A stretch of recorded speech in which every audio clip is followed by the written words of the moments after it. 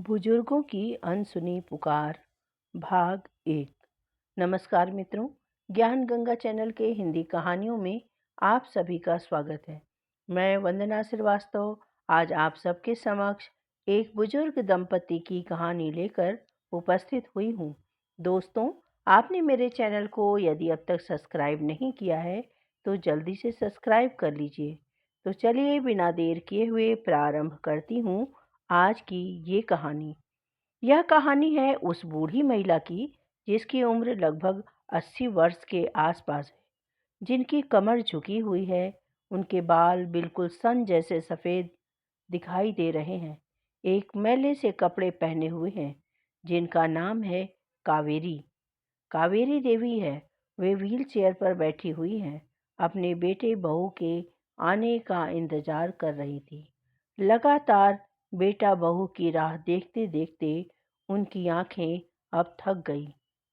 यही कोई लगभग 4 घंटे पहले की ही तो बात है कि उनके बेटे बहू कार में बैठकर आए और कावेरी जी को एक शिव मंदिर के पास व्हील चेयर पर बैठाकर यह कहकर चले गए कि माँ, आप यहीं रुकें, अभी हम लोग बस थोड़ी देर के बाद ही आते हैं, क्योंकि यहाँ पास में ही एक भंडारा चल रहा है। हम आपके लिए खाने के लिए प्रसाद लेकर आते हैं।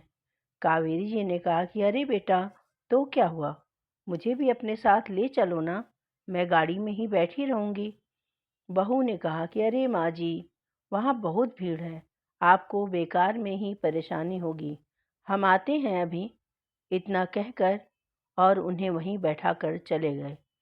कावेरी जी को यह सब अच्छा नहीं लगा, परंतु बहुत समय बीत जाने पर कावेरी जी ने एक निगाह सड़क की ओर दौड़ाई कि कब आएंगे यह लोग। ऐसा सोचकर इंतजार करते करते शाम हो गई। चारों तरफ अंधेरा सा छा गया। आने जाने वाले लोग भी अब कम दिखाई देने लगे थे, परंतु कावेरी जी वहीं पर व्हील चेयर पर बैठी हुई अपने बेटे बहू के आने का इंतजार करती रही। लगातार बेटा बहू की राह देखते देखते आंखें भी थक गई थी, और अब तो कावेरी जी के मन में किसी कोने में डर भी लगने लगा था कि अगर मेरे बेटा बहू वापस ही न आए तो। सोचते ही भय से उनकी रूह तक कांपने लगी और आंखों से आंसू बहते जा रहे थे। थोड़ा और समय बीता तो यह चिंता और ज़्यादा गहराने लगी कि यदि वे नहीं आए तो मैं इस स्थिति में कहाँ जाऊंगी, क्योंकि मैं तो चल भी नहीं सकती। अब इंतज़ार करते करते रात भी हो गई थी, लेकिन कोई उन्हें लेने नहीं आया। रात बढ़ते ही जब उन्हें ठंड लगने लगी तो वे जैसे तैसे करके अपने कमज़ोर और कांपते हाथों से धीरे धीरे व्हील चेयर को खिसकाकर मंदिर के बाहर एक कोने पर बने टीन सेट के नीचे आ गई और वह वहीं दुबक कर बैठ गई। काफ़ी रात हो जाने पर मंदिर के पुजारी को ऐसा लगा कि शायद मंदिर के बाहर ठंड में कोई तो है, इसलिए वे बाहर निकलकर इधर उधर देखने लगे कि तभी उनकी निगाह कावेरी जी पर पड़ी। जब उन्होंने कावेरी जी को देखा तो उन्हें लगा कि शायद यह बूढ़ी औरत लावारिस है और ठंड के कारण यहाँ दुबक गई है। तभी उन्होंने देखा कि कावेरी जी को तो बहुत तेज बुखार है और ठंड के कारण कांप रही हैं।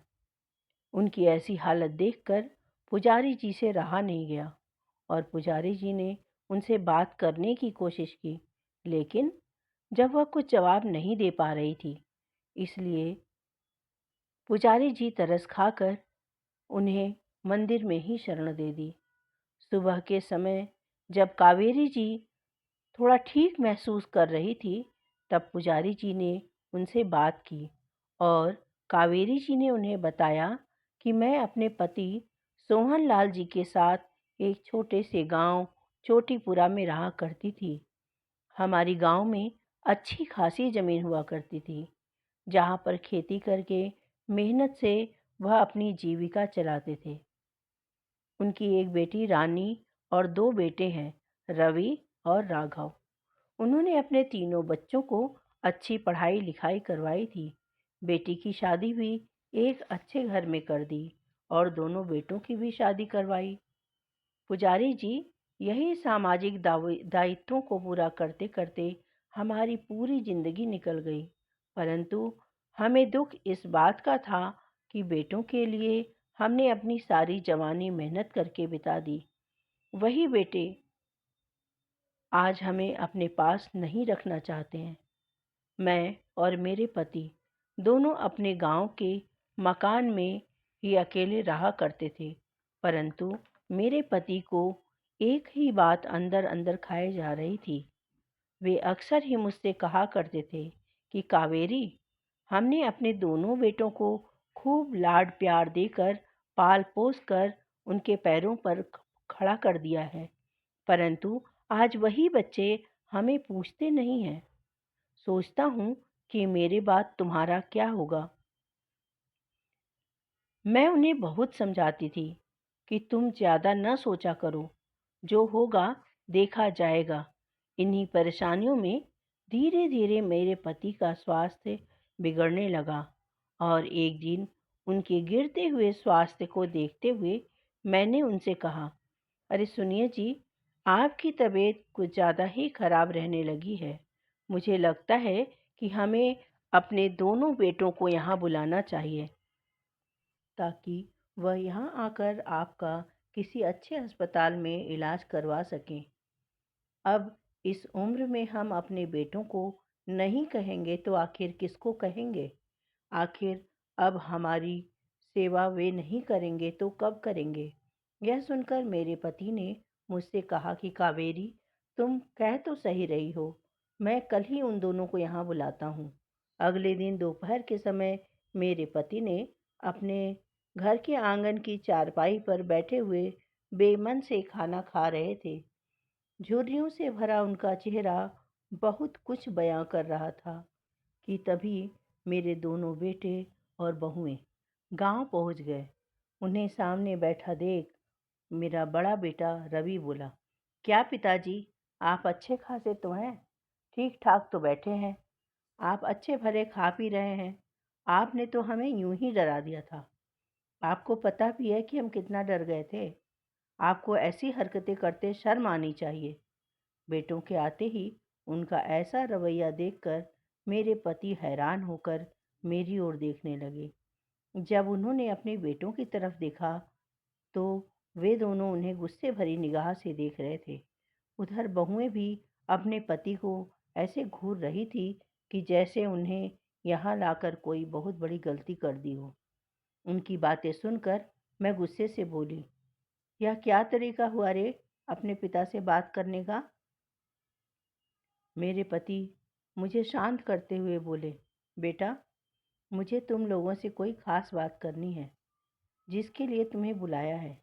उन्होंने कहा कि देखो बेटा, मैं तुम दोनों को अपने पैरों पर खड़ा कर चुका हूँ और इस काम में मेरी सारी बचत खत्म हो चुकी है। अब मैं बिल्कुल खाली हो चुका हूँ। मेरे पास अब कुछ भी नहीं है, बिल्कुल भी पैसे नहीं हैं। बेटा, कुछ दिन पहले ही मुझे बहुत तेज चक्कर आए और मैं ज़मीन पर पेट दर्द के कारण गिर पड़ा। जब होश आया तो भी मेरे पेट में बहुत तेज दर्द हो रहा था और अचानक ही खून की उल्टी भी। तभी तबीयत खराब होने के कारण मैं अस्पताल दिखाने के लिए गया, लेकिन डॉक्टर ने सारे टेस्ट करने के बाद मुझे गंभीर बीमारी बताई है। उन्होंने मेरे पेट में अल्सर बताया है और उन्होंने मुझसे यह भी कहा है कि यदि समय रहते इलाज हो गया तो मैं बच सकता हूँ। उन्होंने मुझे जल्दी से जल्दी ऑपरेशन करवाने की सलाह दी है। मैंने तो डॉक्टर को बोल भी दिया था कि मेरे दोनों बेटों के आने के बाद ही मैं ऑपरेशन करवा पाऊँगा। बेटा, उम्र के इस पड़ाव में हमें अपने बच्चों के साथ की ज़रूरत है। मैं चाहता हूँ कि तुम दोनों अब इस गांव में ही रहो। यहाँ तुम लोगों के बगैर मकान मुझे बहुत खाली खाली लगता है। बच्चे भी यहाँ रहेंगे तो समय भी अच्छे से कट जाएगा और दोनों बहुएं यहाँ रहेंगी तो तुम्हारी माँ की मदद भी हो जाया करेगी। लेकिन पिता की बात से दोनों बेटे ही सहमत नहीं थे। बड़ा बेटा रवि बोला कि पिताजी, आप जो कह रहे हैं उस बात को मैं अच्छी तरह समझता हूँ, पर मैं चाहता हूँ कि आप यहाँ की सारी सारी जमीन जायदाद बेचकर हम दोनों के साथ शहर चलिए। राघव ने भी इस बात पर अपनी सहमति जताते हुए बोला कि पिताजी, भैया ठीक ही तो कह रहे हैं। फिर रवि बोला, पिताजी हमें माफ़ करिएगा, लेकिन सच्चाई तो यही है कि अब हम गांव में नहीं रह सकते। गांव में रहना हमारे लिए संभव नहीं है। आपको तो पता ही है कि मैं सरकारी अध्यापक हूँ और मुझे स्कूल भी जाना होता है, और दोनों बच्चे भी अच्छे और प्राइवेट स्कूल में पढ़ते हैं। तो यह कैसे संभव हो सकता है? वैसे भी अब हमें शहर की आदत लग चुकी है। कि तभी राघव ने कहा कि पिताजी, मैं तो अपने बच्चे का एडमिशन शहर के बहुत बड़े स्कूल में करवा चुका हूँ, और भैया की तरह मेरी भी परेशानी है, इसलिए मैं तो यहाँ हरगिज़ भी नहीं रह सकता। इतना सुनते ही मेरे पति ने रवि से कहा कि बेटा रवि, जिस स्कूल में तुम पढ़ाते हो वैसे ही तो यहाँ भी स्कूल है, फिर तुम ट्रांसफ़र तो करवा ही सकते हो ना। और रही बात बच्चों के पढ़ने की, तो बच्चों को पढ़ने के लिए भी यहाँ एक बहुत अच्छा प्राइवेट स्कूल खुला है। देखो बेटा, मुझे लगता है कि मेरा अंतिम समय नज़दीक आ चुका है, इसलिए मेरी तो यही इच्छा है कि मैं यह समय अपने पोते पोतियों के साथ बिताऊं। कहते हुए हमारी आंखें आंसुओं से भर गई और मेरे पति का गला भी रुंध गया। मेरे पति की यह बात सुनकर रवि बोला, पिताजी, अब जमाना बहुत बदल चुका है। गांव में अब कुछ नहीं रखा है। और पिताजी, अगर आपकी तबीयत इतनी खराब है तो हमें पहले ही बता देते। अभी ज़्यादा समय नहीं हुआ है। हम आपको शहर ले जाएंगे और वहीं इलाज करवाएंगे। लेकिन जब मैंने कहा कि लेकिन बेटा, लेकिन क्या, तो रवि कहने लगा, पिताजी देखिए, आप लोग मेरी इस बात से नाराज़ मत होना। मैं चाहता हूँ कि आप दोनों हमारे साथ शहर में रहिए। अब हम खेती तो कर नहीं सकते, इसलिए हम दोनों भाई यही चाहते हैं कि खेतों का बंटवारा कर दिया जाए। उसके बाद हमारी इच्छा है कि हम उन्हें रखना चाहते हैं या उन्हें बेचना चाहते हैं।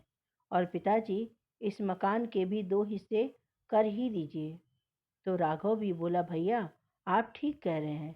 पिताजी, बंटवारे के बाद आपके इलाज में जितना भी खर्चा आएगा, हम दोनों आधा आधा बांट लेंगे। आप लोग हमारे साथ वहाँ आराम से रहिएगा। आपको यकीन दिलाता हूँ कि आप लोगों को कभी कोई परेशानी नहीं होगी। अपने दोनों बेटे के मुंह से बंटवारे की बात सुनते ही हम दोनों को बहुत गुस्सा आया, और मेरे पति कठोर आवाज में बोला कि तुमने सोच भी कैसे लिया कि मैं अपने पुरखों की जमीन और मकान को बेचूंगा? बंटवारा तो बहुत दूर की बात है बेटे। मेरे जीते जी ऐसा कुछ भी नहीं होगा। यह मेरा अंतिम निर्णय है।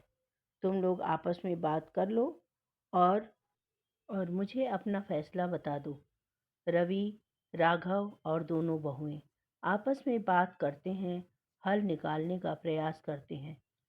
काफ़ी देर बाद वे चारों एक फैसला करते हैं, और वे दोनों मेरे पति और मुझसे कहने लगते हैं कि पिताजी, हम सभी ने बहुत सोच विचार कर यह निर्णय लिया है।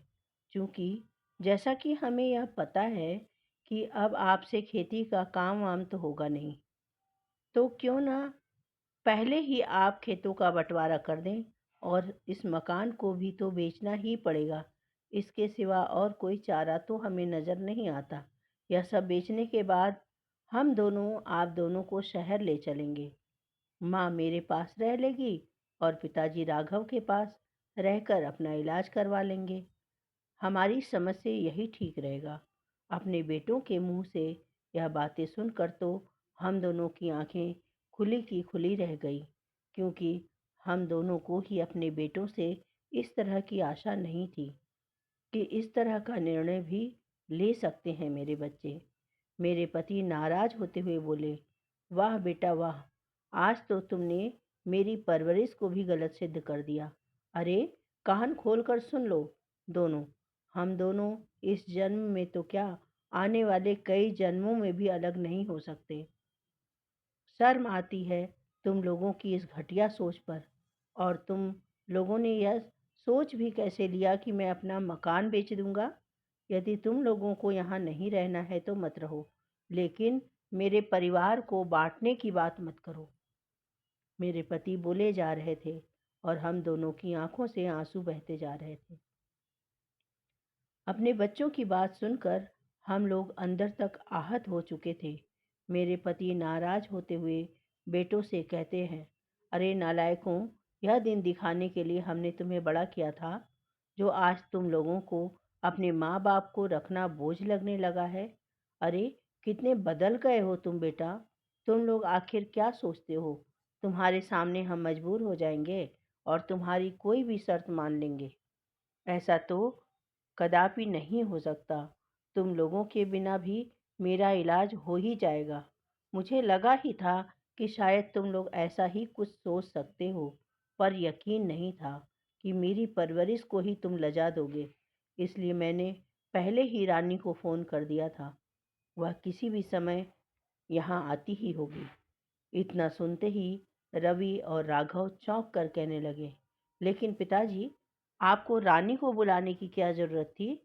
इस समय पर क्या किया जाए क्या नहीं, उसका फैसला हम बखूबी कर सकते हैं। रानी जरा हमसे दूर ही रहे तो बढ़िया है, और हमारे मामलों में वह न पड़े तो बहुत अच्छा है। कि तभी पीछे से आवाज आई, क्यों भैया, मैं भी तो इस घर की बेटी हूँ, तो मुझे दूर रखने की बात कैसे आ गई? गेट के भीतर आती हुई रानी बोल पड़ी तो सभी चौंक गए। और यहाँ किस फैसले की बात हो रही है? अचानक मुझे फ़ोन करके पिताजी ने क्यों बुलाया? सब ठीक तो है? तब मेरे पति ने उसे बताया कि बिटिया, अब तो तुम ही अपने भाइयों को समझा सकती। आखिर बात क्या है पिताजी? रानी ने पूछा। तो मेरे पति ने बताया कि बेटी, मुझे लगता है कि हम दोनों अब तुम्हारे भाइयों पर बोझ बन गए हैं। यह हमें शहर ले जाकर अलग अलग रखना चाहते हैं और यहाँ की जमीन और मकान भी बेचना चाहते हैं। अपने पिता के मुंह से यह बात सुनकर राघव बोला, अरे नहीं पिताजी, हमारा यह मतलब नहीं था कि हम दोनों आप दोनों को अलग करना चाहते हैं। हम तो केवल आपका इलाज करवाना चाहते हैं। मैं माँ को भी अपने साथ अवश्य रख लेता, परंतु मेरा मकान काफ़ी छोटा है। दोस्तों, यह कहानी का पहला भाग है। दूसरा भाग आपके सामने जल्द से जल्द प्रस्तुत करूँगी। आपको मेरी यह कहानी कैसी लगी? यदि कहानी पसंद आई हो तो चैनल को लाइक और शेयर करें। चैनल पर नए हैं तो चैनल को सब्सक्राइब अवश्य कर लें। मित्रों, यदि आप सब चाहते हैं कि मेरी कहानियाँ आप सदैव ऐसे ही सुनते रहें, तो आप सभी को लाइक और कमेंट्स करना चाहिए, जिससे मैं उत्साहित होकर आपके लिए और अच्छी कहानियाँ लिख सकूं। आप लोग और किस तरह की कहानियाँ सुनना पसंद करते हैं, प्लीज़ कमेंट्स करके अवश्य बताएं। दोस्तों, मेरे चैनल को सब्सक्राइब अवश्य कर लीजिएगा, जिससे कि मेरे द्वारा सुनाई गई कहानी आप सबके पास सबसे पहले पहुँचे, जिसे सुनकर आप सबसे पहले आनंद ले सकें।